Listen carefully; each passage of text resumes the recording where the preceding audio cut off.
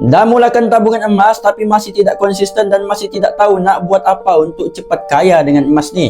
Perkara pertama yang tuan perlu buat adalah letakkan matlamat yang jelas. Matlamat setiap orang mungkin berbeza tapi pasti ada persamaan.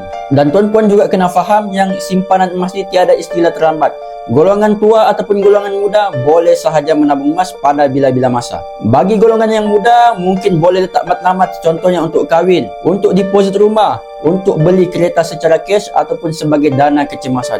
Bagi golongan yang berusia ataupun golongan pertengahan boleh letak target menabung emas untuk bebas hutang jahat, sebagai dana pendidikan anak, sebagai dana persaraan. Bila anda letak matlamat yang jelas, anda akan lebih bermotivasi untuk menabung emas dengan konsisten. Ingat tuan-puan, simpan emas ni bila-bila masa pun sesuai, selagi mana kita simpan untuk 2 tahun dan ke atas. Harga emas murah, ingat itu hanyalah bonus untuk kita borong emas dengan lebih banyak.